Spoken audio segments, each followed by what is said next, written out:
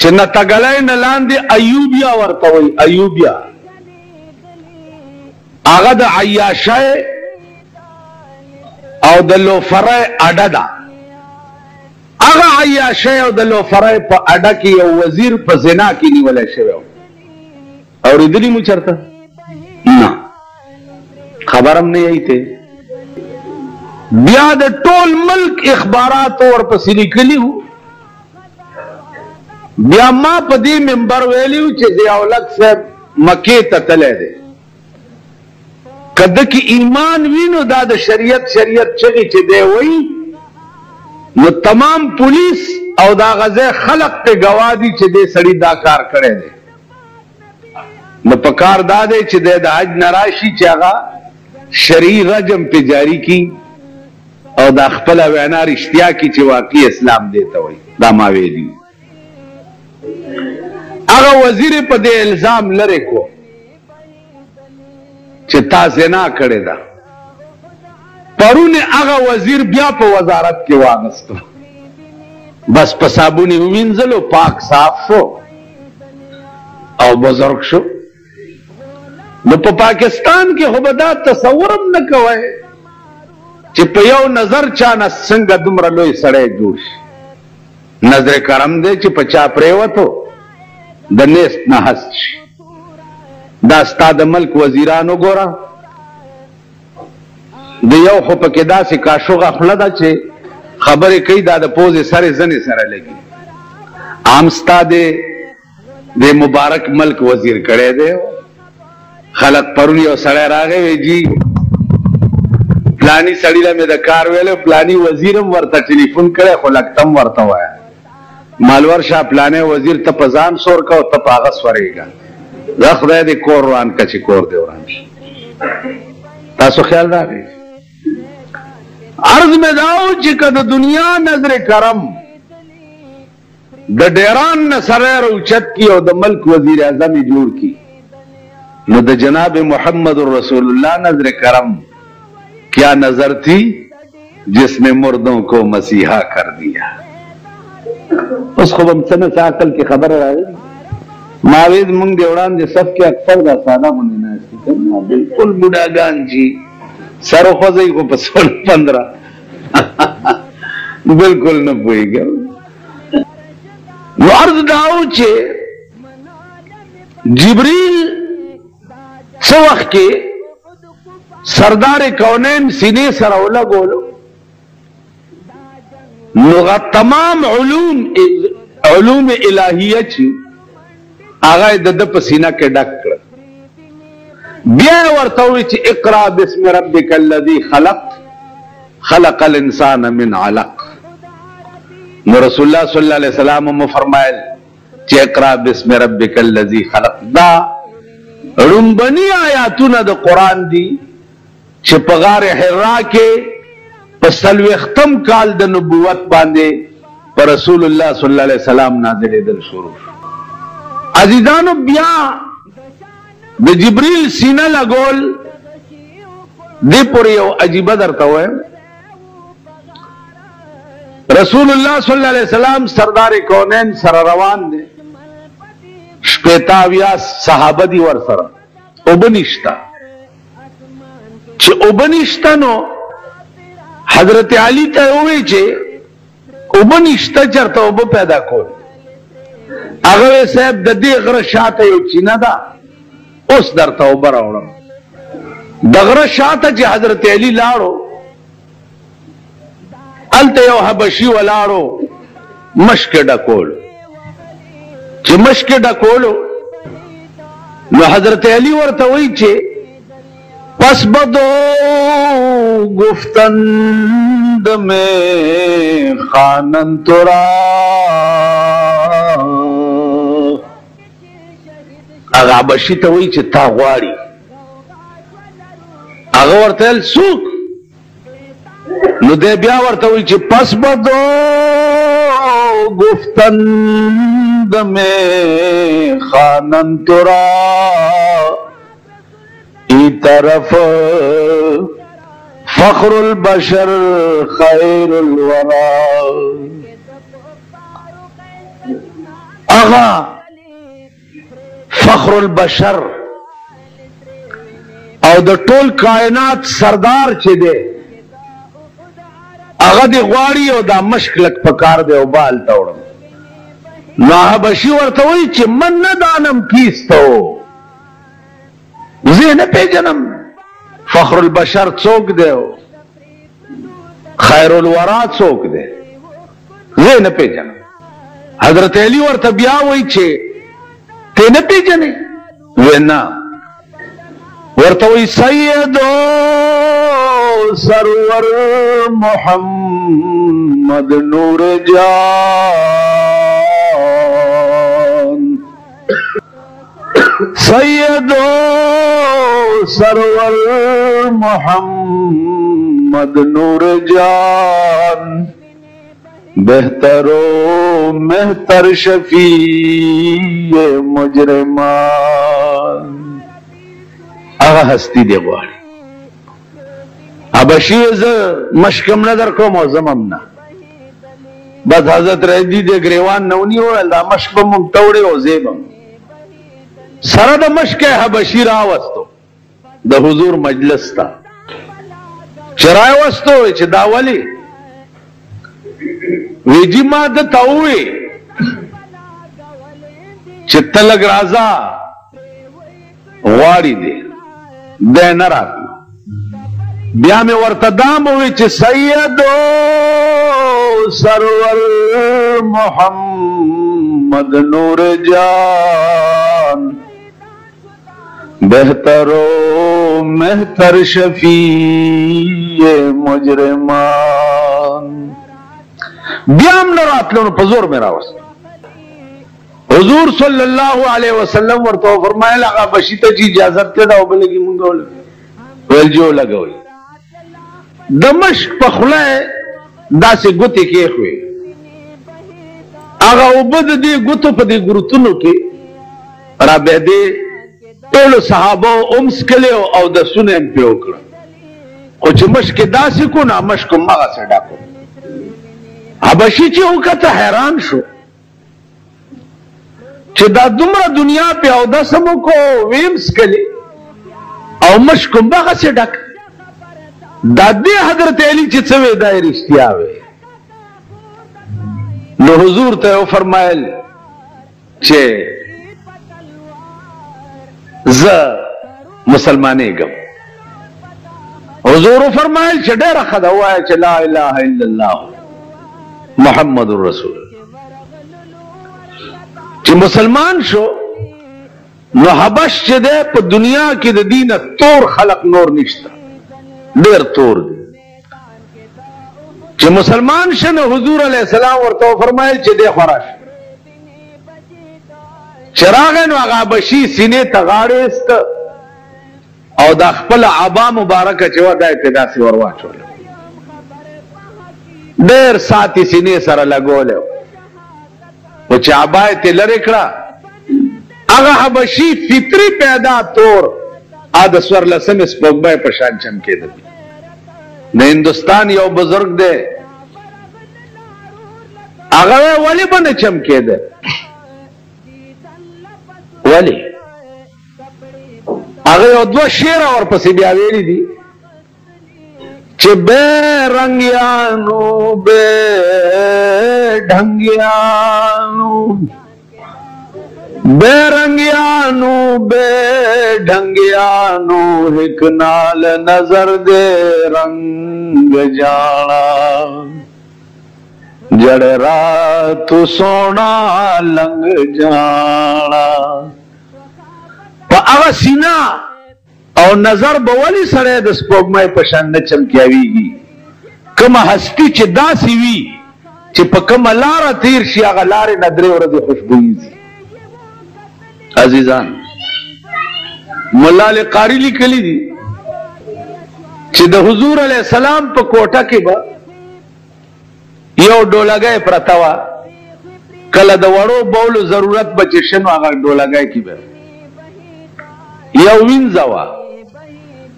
आसार की चरता तगे शवे दा नो चितले दा डोला गए कि ओबो प्रतिदिन आगा इसकिली چسکلی دی حضور ورته فرمایل وینځه ته چې اډو لګای کی ته او بدی هغه بار توې کا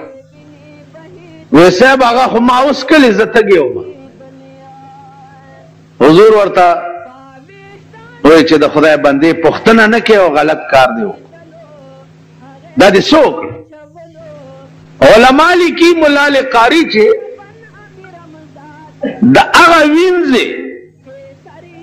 د اوو پښتو نه بیا د خولې نه د مشک او د عنبرو خوشبوئی راتله عزیزانو کم بدن چې داسې وي چې د رسول الله صلی الله علیه وسلم په 35 کاله عمر کې چرې په بدن مچ نه و ناست مچ د ده په بدن به مچ نه کېناست ځکه چې مچ کېني څه وخت کې نو متیازې کوي کم ځای چې کېني هلته وګوره تور داغ به جوړ شي نو د پیغمبر بدن ته مچ نه پرېښو قدرت مچ پې نه و ناست عرض مې دا و چې دا نظر دی کم نظر چې قدرت جوړ کی هغه نظر د نیست نه سړی هست کی د نیست نه هست کی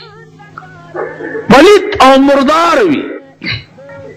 خو چې هغه نظر پې پریوزي هغه نظر بیا د سړي نه ولی او بزرګ د زمانې جوړ کی خو دې دپاره اهل نظر خلق پکار اهل نظر دا اوس کم پیرانو میرانو پسې چې تاسو ګرځئ که نه دا د جیبونو ګڼکپان دي دا اهل نظر نه دي کم پیر چې شکرانه واغسته او دوا یې درته وکړه نو خدای دې کور دا پلارم وران که دا دوا به پتا لګي څنګه تاسو پوهېږئ په خبره دعا هغه لګي چې بې لالچ یې درته څوک وکړي بې تمې درته څوک وکړي کومه دوا چې په پیسو وشوه هغه دوا نه لګي نن اهل نظر نشته اهل نظر پیدا کړي بیا تماشا کوه چې ستا د ژوند نظام څه دی او ستا ژوند کې کوم قسم انقلاب راځي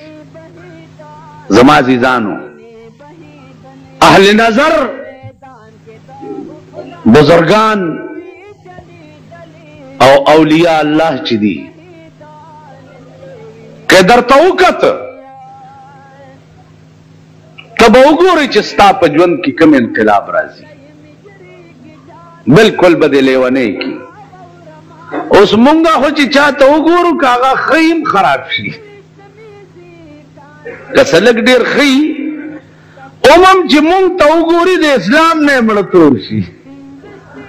پخوا اهل نظر چې وو الله یو سړی دی په دواړو سترګو ړوند دی او دی کافر د دنیا علاجونه یې وکړه نه جوړېده ښځې خیال وکړو چې راشه دا محمد صلی الله علیه وسلم ډېر لوی سړی دی د ده څه دوایي په دې سترګو کې دې میړه ته واچوه حضور په لاره روان دی خو چې قدم مبارک یې کېښو د ښځې د قدم لاندې نه خاوره راواغسته او په پوړی کې راوړه میړه ته یې وویل چې یو نوی قسم دوایي مې درته راوړه سلایي راواغستو یو سترګه کې ورته واچوله په بله سترګه کې واچوله خو چې سلایانې ترې لرې کړې چې ګوري یو یو سترګه یې دومره دومره ښځې ته وایي دا څنګه دارو ما خو سترګې جکې جوړې او بیناش ښځې ورته ویل دا د هغه چا د خپو خاوره ده چې چاته ته شپه ورځ کنځل کوې ویلې ښه ودرېږه چاړه یې راواغسته او دواړې سترګې یې وویستې چې تا د دشمن د خپو خاورې ما ته په سترګو کې واچولې خو چې سترګې وویستې لاندې نه نورې وشوې، چې ګاټې به یې وویستو لاندې نه به بل ګاټې راووته، آواز ورته وشو چې بدبخته تا پکې داسې رانجه اچولي دي که تر قیامته پورې ته دا خپل سترګې وباسې نو نورې به کېږي، قیامت یې وباسې. نو مولانا روم وایي چې خاک طیبا از دو عالم بہتر است، خاک طیبا از دو عالم بہتر است، اے خنک شہر کے آنجا دلبر است. اغا خاوری دخپود جناب محمد رسول اللہ د دوارو جہانو نہ بہتری دی پکم ازمکا چه سردار کونین خپای خدا نو داغه د خپود لاندې د خاوري چې دی د دوارو جهانو نه بهتري نو تا پکې دار انجا چوک. عزیزانو علما لیکي چې کوم ازمکه سره چې د پیغمبر بدن لګېدلې ده هغه ازمکه د عرش معلا نه بهتره ده. هغه ازمکه دغه مسلک دی د علماء دیوبند. علماء دیوبند نن ستا په دې ملک ډېر کوڅه ډبره پیدا شي، روټي خلاص نفسونو وړاندې کړي، پردو روټو وړاندې کړي، پردی خورواګان وړاندې کړي. روټي خلاص نن وایي دا د دیوبند ملیان چې دي دا پیران نه مني، اولیاء نه مني، پیران نه مني. پیران ولې نه مني؟ ته پیر پیدا که نو ته بیا ګوره چې مونږ یې منو که نه منو. مونږ خو پیر هغه سړي ته وایو چې هغه په میدان کې ظالم او جابر بادشاہ ته حق ویلو والا وي. ته به خبره پوهېږئ؟ پیغمبر فرمایلی دي افضل الجهاد کلمت حق عند سلطان جائر. لوی جهاد دا دے چې ظالم بادشاہ ته مخامخ یو حق خبره سړی وکړي. کم چې ضیاءالحق غوندې ظالم ته دعاګانې کوي هغه هم بزرګان دي. د اسلام شرمي ته چې څوک دعاګانې کوي هغه هم بزرګان دي. زه ذاتي طور په ایمان کې په دې زما بدي شي چې دې دې کوشي او ټټو دې مونږ لرا کی دا به د سیاسي خلقو ایمانی زما نه دی. زما په دې بدی شي چې په 10 کاله کې د پاکستان نه د اسلام جنازې وایستې په 10 کاله. عزیزانو د قرآن کریم د نزول بیان ستاسو په مخ کې کافی مودې نه را روان دنیا ته چې څه وخت کې د قرآن کریم نزول شروع کېدو نو دغه وخت کې رسول الله صلی الله علیه وسلم په غار حرا کې و. غار حرا ډېرو اجیانو صاحبانو لیدلی دی. پاس په غره کې د غره په سر کې یو غار دی او هغې کې به حضور ناست و. په کومه ورځ باندې چې 40 کاله عمر د رسول الله صلی الله علیه وسلم پوره شو په دغه ورځ باندې ورته وحی وشوه او وحی راوړه جبریل علیه السلام. علماء لیکي چې دا آیاتونه د قرآن چې څه وخت کې رسول الله صلی الله علیه وسلم ته غار حرا ته راوړل نو دا په یاد باندې پیغمبر ته ویلې او کنه په کاغذ لیکلي. علماء وايي چې دا شپږ آیتونه په کاغذ لیکلي گویا کې رسول الله صلی الله علیه وسلم ته جبريل راوړ او هغه لیکلي کاغذ داسې ورته وخود او بیا ورته جبريل وی چې اقرا داول ولا پیغمبر چې ورته څو وخت کې وکتل نو هغه فرمایل چې ما انا بقارئ زه دا لوستی نشم ځکه چې زه پړه نه یم بیا ورته جبريل وی چې اقرا داول ولا نو حضور ورته بیا فرمایل چې ما انا بقارئ دا زه نشم لوستی ځکه چې زه پړه نه یم ائمه محدثین وایي